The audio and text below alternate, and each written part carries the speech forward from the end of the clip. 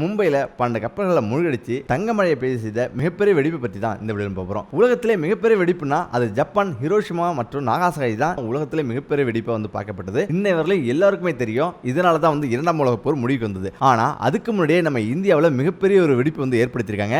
இந்த வெடிப்பு தான் உலகத்திலேயே மிகப்பெரிய ஒரு வெடிப்பா பார்க்கப்படுது. சரி, அது என்ன வெடிப்பு அப்படின்னா, ஸ்போர்ட் டைகன் என்ற மிகப்பெரிய கப்பல் லண்டன்ல இருந்து இந்தியாவை நோக்கி வருது. அந்த கப்பல் இங்க மும்பை துறைமுகத்தில் நிக்குது. அது வெடிப்பொருட்கள் நிரப்பி நிக்குது. ஆனா அது கொஞ்ச நாள்ல பயங்கரமா வெடிச்சு தருது.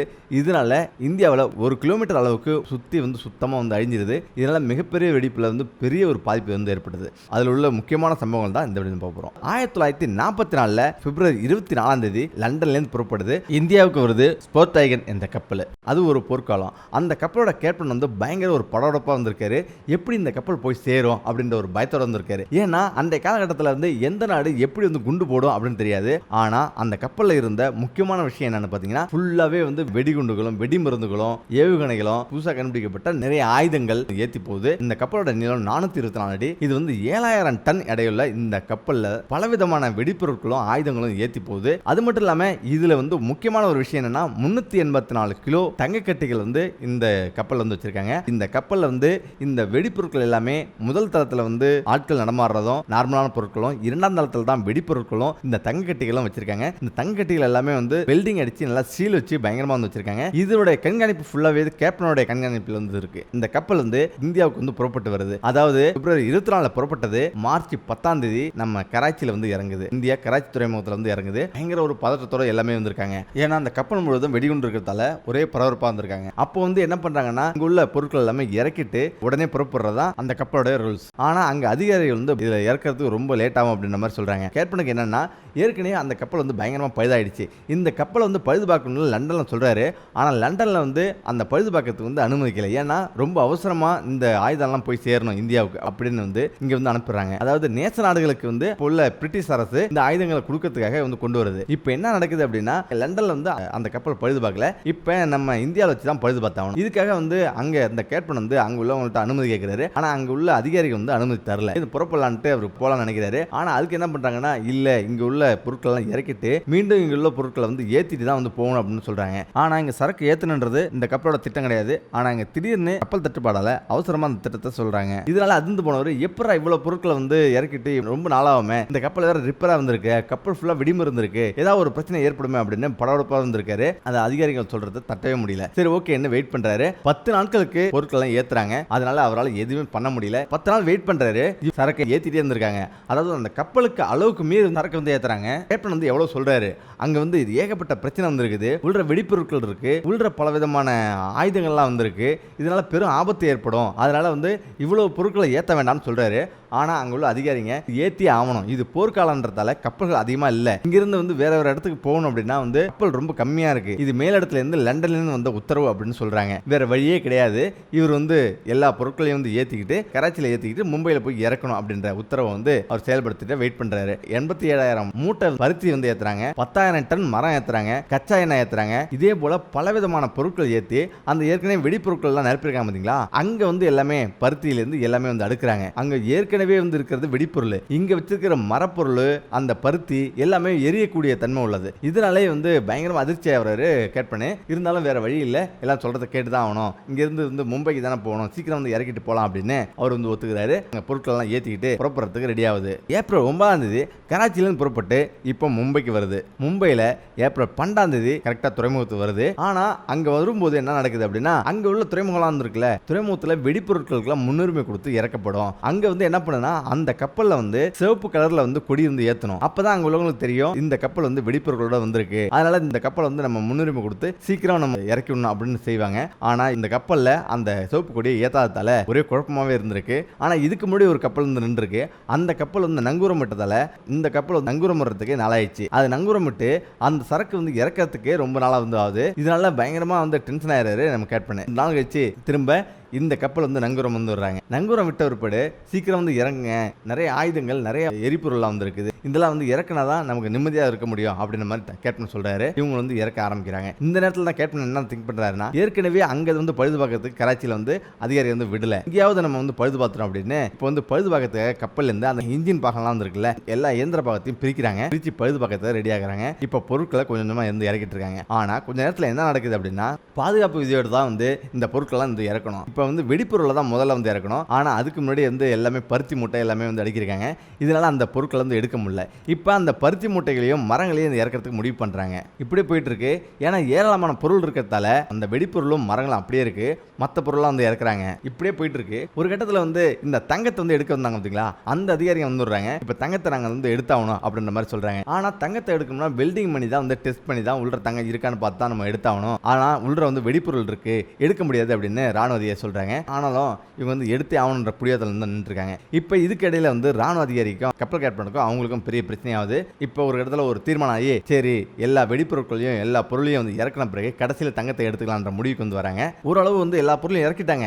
இப்போ வெடிப்பொருள்கிட்ட போகும்போது அந்த வெடிப்பொருளை கொண்டு போவாங்க பார்த்தியா கப்பல், அந்த கப்பல் வராமல் இருக்கு. இதனால என்ன பண்றாங்கன்னா அதை தாமதப்படுத்தி வெயிட் பண்ணிருக்காங்க. ஏன்னா அந்த கப்பல் வந்தாதான் இந்த வெடிப்பொருளையும் இந்த தங்கத்தையும் வந்து எடுக்க முடியும் அப்படின்ற சூழ்நிலைக்கு வந்து வந்துடுறாங்க. 3 நாளாயும் கப்பல்ல இருந்து அந்த பொருள் வந்து இறக்கவே இல்லை, அந்த கப்பலையும் வரல.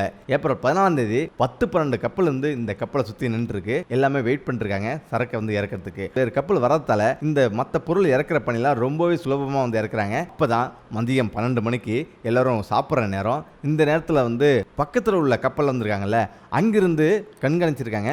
கப்பலில் ஏதோ புகை வர மாதிரி வந்து தெரிஞ்சிருக்கு. இந்த கொஞ்ச நேரம் கழிச்சு பார்த்தா அந்த புகையை வந்து காணோம். ஏதோ பிரம்ம தான் பிறக்க அப்படின்னு அவங்க வந்து விட்டுட்டாங்க. ஆனா அது இல்லாம இன்னும் 2-3 போலீஸ் வந்து பார்த்திருக்காங்க. அங்க உள்ள போலீஸுகளுக்கு அந்த புகை வந்தது தெரிஞ்சிருக்கு. ஆனா அவங்க என்ன நினைச்சிட்டாங்க, கப்பல்ல வந்து எப்போதுமே தீ பிடிக்கிறது இயல்பு தானே, அங்க உள்ள தொழிலாளர் வந்து பார்த்துப்பாங்க, அவங்க வந்து அணைச்சிப்பாங்க அப்படின்னு அவங்க அசால்ட்டா இருந்துட்டாங்க. ஆனா இதெல்லாம் தாண்டி 1.5 மணி நேரம் கழிச்சு சாப்பிட்டாங்க பாத்தீங்களா, இவங்க திரும்ப வந்து பணிக்கு திரும்புறாங்க. அங்க திரும்பும் போது தான் உள்ள போய் பார்த்தா பயங்கரமா வந்து எரிஞ்சிட்டு இருக்கு. வெளியே ஓடுறாங்க, வெளியே ஓடி கத்துறாங்க. இப்ப கேப்டன் அங்கேருந்து ஓடி வந்து எல்லாரையும் வந்து வெளியே வருங்க வெளியேறுங்க வெளியேறுங்கன்னு சொல்லி அவங்க உள்ளவங்க எல்லாம் வெளியேற்றிட்டு இப்ப அங்க தீவிரமா வந்து தீயை வந்து அணைக்க முற்படுறாங்க. ஆனா அதுக்குள்ள கப்பல் முழுவதும் ஃபுல்லா வந்து எரிஞ்சிருக்கு. இதை பார்த்துட்டு அவங்களால ஒண்ணுமே பண்ண முடியல. இந்த நேரத்தில் தான் தீயணைப்பு வீரர்கள் வந்து ஒரு 200 பேர் வந்து அங்க வராங்க.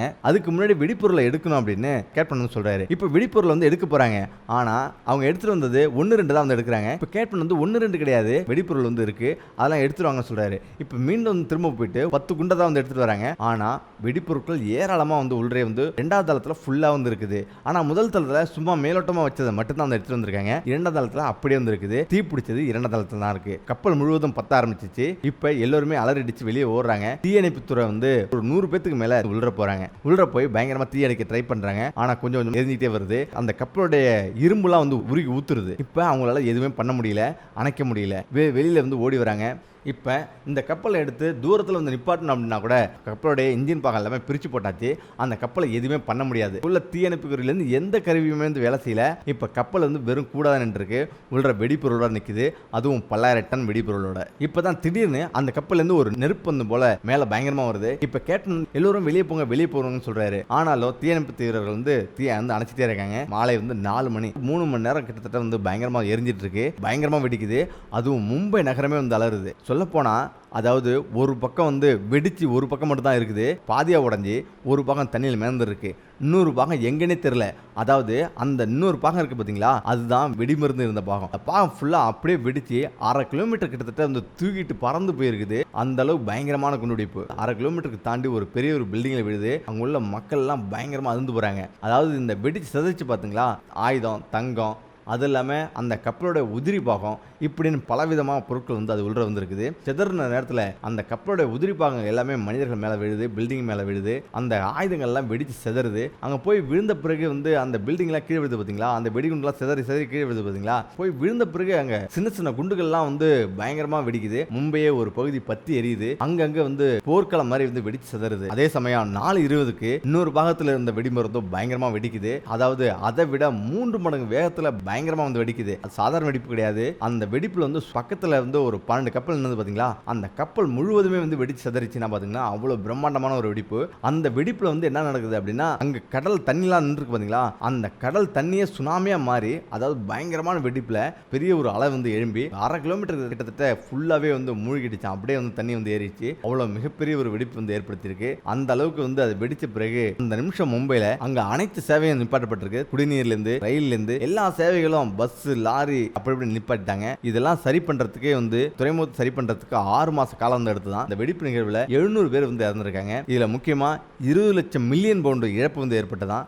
அது மட்டும் கிடையாது, 700 பேர் கிட்டத்தட்ட இறந்திருக்காங்க. பலரது சடலம் வந்து காணாமே போயிருக்கு. அதாவது யாராவது சடலம் எங்கெங்க இருக்குன்னு தெரியல. அதுல வந்து தீயணைப்பு வீரர் 100 பேர் போனாங்களா, 66 பேர் வந்து அந்த இடத்தை ஸ்பாட் அவுட். அதுக்காக ஏப்ரல் 14ஆம் தேதி அந்த தீயணைப்பு வீரர்கள் தினமும் இன்னமும் கொண்டாடப்படுது. இதெல்லாம் தாண்டி இந்த நிகழ்வு முடிஞ்சு 6 மாத காலம் வந்து சீரமைப்புக்கே சரியா போச்சு. அங்க இருந்த 382 கிலோ தங்கம் என்னதான் ஆச்சு அப்படின்னு கேட்டீங்கன்னா, அதுதான் மிகப்பெரிய மர்மம். அந்த வெடி சிதறத்துல ஃபுல்லா வந்து மும்பையே வந்து தங்க மழையா வந்து பிழிஞ்சுதான். அப்படி ஒரு வீட்டுல வந்து நிறைய ஆயுதங்கள் வந்து விழுந்து அவரும் தெரிச்சு ஓடி விழுந்திருக்காரு. அப்பதான் வந்து பார்த்திருக்காரு, பக்கத்துல விழுந்தது ஒரு 10 கிலோ எடையில மிகப்பெரிய தங்க கட்டி. அதை பார்த்து அப்படியே அதிர்ந்து போனாரு. அது மட்டும் கிடையாது, அதே போல மும்பைல ஏகப்பட்ட இடத்துல துகள் துகளா வந்து வெடிச்சதர் இருக்கு. இப்ப இதெல்லாம் தாண்டி 382 கிலோல 100 கிலோ தான் வெடிச்சதரிச்சு. பாக்கி உள்ளது என்ன ஆச்சுன்னே தெரியல. ஆனாலும் 2009ல அகழ்வாய்ச்சி ஆராய்ச்சி பண்ணிருக்காங்க. ஒரு தொழிலாளி வந்து தங்க பிஸ்கட்லாம் வந்து எடுத்திருக்காரு. அது மட்டும் கிடையாது, 1980ல வந்து பண்டல் மணலாம் எடுத்திருக்காங்க. அதுல ஒரு 50-100 கிலோ வந்து தங்க கட்டி வந்து கிடைச்சிருக்கு. ஆனா மத்த தங்க கட்டிலாம் என்ன ஆச்சுன்னு இன்ன வரையிலும் ஒரு விடை தெரியாமே வந்திருக்குது. ஆனா எல்லாருமே என்ன சொல்றாங்கன்னா, கடலுக்கு அடியில் தான் புதைஞ்சிருக்கு அப்படின்னு சொல்றாங்க. கண்டுபிடிக்கப்படலாம், கண்டுபிடிக்கப்படாமலும் இருக்கலாம்னு சொல்றாங்க.